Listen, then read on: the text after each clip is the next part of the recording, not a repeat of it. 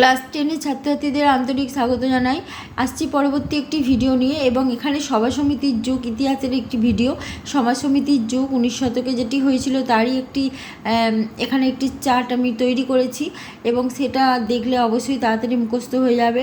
যেমন বঙ্গভাষা প্রকাশিকা সভা, দেখো এটা সময়, নাম, সময়, সদস্য, কাজ এবং তাৎপর্য বা গুরুত্ব, এটুকু জানলেই যথেষ্ট। ঠিক আছে, প্রসঙ্গত বলি, এখানে বঙ্গভাষা প্রকাশিকা সভার সদস্যদের নাম 4 জনের দিয়ে একটা এমসিকিউ এসেছিল। নামটা হবে কালীনাথ রায়চৌধুরী, সেই এমসিকিউর মধ্যে ছিল। ঠিক আছে, কালীনাথ রায়চৌধুরী, দ্বারকানাথ ঠাকুর, প্রসন্ন কুমার ঠাকুর, এবং সভাপতি ছিলেন গৌরীশঙ্কর ভট্টাচার্য। গৌরীশঙ্কর ভট্টাচার্য সম্পর্কে কয়েকটি কথা। ইনি হচ্ছেন প্রথম বাঙালি পুস্তক বিক্রেতা এবং প্রথম রঙিন পুস্তক বই, যেটা হচ্ছে অন্নদা মঙ্গল কাব্যের রঙিন চিত্রসহ তিনি ছাপিয়েছিলেন, এবং তিনি বেঙ্গল গেজেট পত্রিকার সম্পাদক। পাশাপাশি দেখো এখানে বঙ্গভাষা প্রকাশিকা সভারও তিনি সভাপতি। আচ্ছা, এটা 1836 সালে প্রথম প্রতিষ্ঠিত হয় সেই হিসেবে গুরুত্বপূর্ণ, কিন্তু কাজ হিসেবে সেটা যে খুব বেশি করেছে তেমন কিছু না। নিষ্কর জমির উপর আরোপিত যে কর, তার বিরুদ্ধে প্রতিবাদ করেছিল, জোরালো আন্দোলন করতে পারেনি। ঠিক আছে, তবু একে বলা হয় প্রথম রাজনৈতিক প্রতিষ্ঠান, প্রথম জাতীয়তাবাদী সংগঠন, জমিদার সভার অগ্রদূত প্রভৃতি।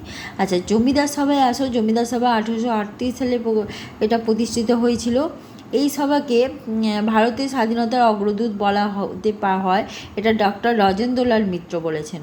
আর সভা যারা সদস্য ছিল তারা হচ্ছেন দ্বারকানাথ ঠাকুর, ইনি উদ্যোক্তা, সভাপতি রাজা রাধাকান্ত দেব, প্রসন্ন কুমার ঠাকুর, রামকমল সেন, ভবানীচরণ মিত্র, এরা ছিলেন সদস্য। এখানে একটি গুরুত্বপূর্ণ বিষয়, এখানে জমিদার সভা, সেহেতু জমিদারদেরই সুযোগ সুবিধা বেশি দেখা হচ্ছে। বাংলা, বিহার, উড়িষ্যার জমিদারদের স্বার্থ রক্ষা করা, ব্রিটিশ আমলাদের জমিদারদের সাথে কাজ করে সেটা দেখা। ঠিক আছে, চিরস্থায়ী বন্দোবস্তে চিরকাল বজায় রাখা, পুলিশ, বিচার, রাজস্ব বিভাগের সংস্কার সাধন প্রভৃতি। সাধারণ মানুষ এই সভায় অংশগ্রহণ করতে পারত না, ব্রিটিশরাও অনেক সময় এই সদস্য হতেন। সরকার 10 বিঘা যে নিষ্কর জমি, মানে ব্রাহ্মণকে দান করা যে জমি, সেই জমির ওপরে কিন্তু প্রথম দিকে ব্রাহ্মণকে দান করা জমিতে খাজনা বসানো হতো না, কিন্তু পরবর্তীকালে ব্রিটিশ সরকার কিন্তু খাজনা বসাতে শুরু করেছিল। তখন সরকার কি করলো, 10 বিঘা জমির ওপরে খাজনা 10 বিঘা অবধি মুকুব করে দেয়। ঠিক আছে, সদস্যরা ছিলেন ধনী ব্যবসায়ী আর জমিদার। দেখো এখানে হিন্দু মেলা সম্পাদক জ্ঞানেন্দ্রনাথ ঠাকুর এবং সহ সম্পাদক নবগোপাল মিত্র।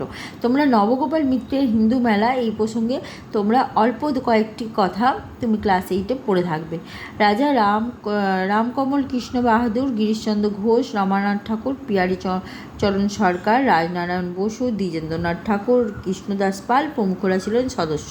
এখানে কাজ যেটা করেছিল সেটা হচ্ছে বেশি করে যেটা হয়েছিল, দেশপ্রেমের ভাব সঞ্চার করার কাজ করেছিল। দেশীয় ভাষা চর্চা, জাতীয় প্রতীকগুলিকে মর্যাদা দেওয়া, অতীত ধর্মের গৌরবগাথা যুবকদের মধ্যে ছড়িয়ে দেওয়া, কিন্তু তাও জনপ্রিয় হয়নি, কারণ নতুন প্রজন্মের যে মধ্যবিত্ত সমাজ একে সমর্থন করেনি। রাজনৈতিক কোনো কর্মকাণ্ডতে ছিলই না। রাজনীতি ছাড়া শুধুমাত্র দেশত্ববোধের ভাবকে কেউ গ্রহণ করেনি।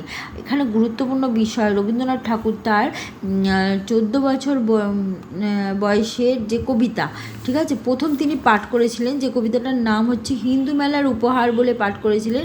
যে কবিতাটা দ্বাদশ বর্ষীয় বালকের অভিলাষ নামেও পরিচিত। ঠিক আছে, এরপরে আসো সভা সমিতি, যেটা হচ্ছে ভারত সভা। ভীষণ গুরুত্বপূর্ণ। ভারত সভার অপর নাম হচ্ছে ইন্ডিয়ান অ্যাসোসিয়েশন। ঠিক আছে, এটা কলকাতার অ্যালবার্ট হলে প্রথমের সভা বসে। ঠিক আছে, আচ্ছা, এবার যে প্রাণপুরুষ, প্রধান উদ্যোক্তা সুরেন্দ্রনাথ বন্দ্যোপাধ্যায়, সদস্য আনন্দমোহন বসু, শিবনাথ শাস্ত্রী, দ্বারকানাথ গাঙ্গুলি। অনেক কাজ এখানে করা হয়েছিল।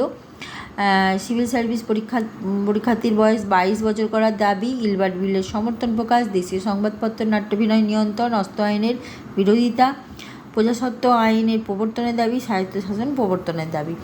দেখো, গুরুত্ব হচ্ছে ভারতীয়দের স্বার্থে গঠনমূলক পদক্ষেপ।